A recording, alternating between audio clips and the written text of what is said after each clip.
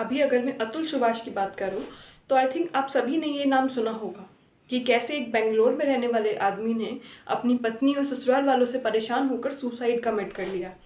और सुसाइड करने से पहले बकायदा उन्होंने एक पूरी वीडियो छोड़ी है जिसमें उन्होंने सब कुछ बताया है कि क्या सब उनकी लाइफ में चल रहा था और क्या क्या उन्हें फेस करना पड़ रहा था। जिसमें उन्होंने बताया कि 2019 में उनकी शादी निकिता नाम की लड़की से हुई थी और जो कि सोशल मैच मेकिंग वेबसाइट के थ्रू हुई थी। और शादी के 1 साल बाद उनको एक बच्चा भी हुआ। बट जो उनके ससुराल वाले थे वो लगातार उनसे पैसों की डिमांड करते थे। जब उनकी डिमांड्स बढ़ने लगी तो अतुल ने पैसे देने से मना कर दिया और पैसे देने से मना करने के बाद उनकी पत्नी ने उनका बेंगलोर वाला घर छोड़ दिया। और घर छोड़ने के कुछ समय बाद ही उन्होंने उन पर मल्टीपल केसेस फाइल कर दिए, जैसे कि मर्डर, अननेचुरल सेक्स, डाउरी, ऐसे कई सारे केसेस उन्होंने उनके अगेंस्ट में फाइल कर दिए। अब जब ये सब चल रहा था तो उनकी पत्नी ने उनसे कहा कि वो उसको 1 करोड़ रुपए पे कर दे तो वो सारे केस खत्म कर देंगी।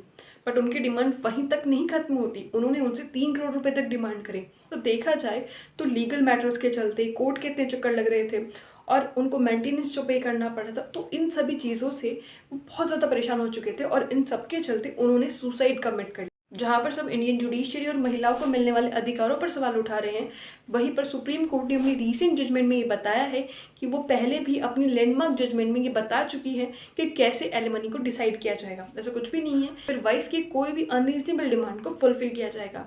जो भी एलिमनी है वो रीजनेबल और फेयर होनी चाहिए, जो कि किसी भी वाइफ की जो रिक्वायरमेंट्स है, जो भी उसकी नीड्स है, उसको फुलफिल करने के लिए होनी चाहिए।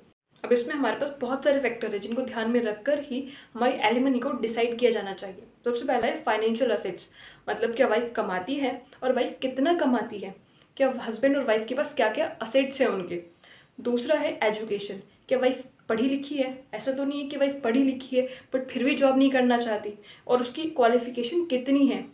तीसरा है हमारा मेडिकल एक्सपेंसेस, कि अगर वाइफ के कोई मेडिकल एक्सपेंसेस तो नहीं है, ऐसा तो नहीं है कि उसे कोई सीवियर बीमारी है उसका उसका ट्रीटमेंट चल रहा है। और चौथा है हमारा चिल्ड्रंस, मतलब अगर आपके बच्चे हैं तो आपके कितने बच्चे हैं और उन बच्चों के क्या क्या खर्चे रहते हैं। और पांचवा है हमारा रीजनेबल नीड्स, मतलब वाइफ की कितनी रीजनेबल नीड्स हैं, क्या क्या उसकी नेसेसिटीज़ रहेंगी। मतलब इन सभी फैक्टर्स को देखकर ही एलिमनी को डिसाइड किया जाना चाहिए। साथ ही साथ सुप्रीम कोर्ट का ये कहना है कि आप एलिमनी डिसाइड इसलिए नहीं करते कि आपको पति को हैरेस करना है या पति को पनिश करना है। आपको एलिमनी डिसाइड करते हुए वाइफ के साथ साथ हस्बैंड के वेलफेयर के बारे में सोचना चाहिए, आपको दोनों का ध्यान रखना चाहिए। जैसा अतुल सुभाष के केस में हुआ है, ऐसा हमारे देश में नहीं होना चाहिए।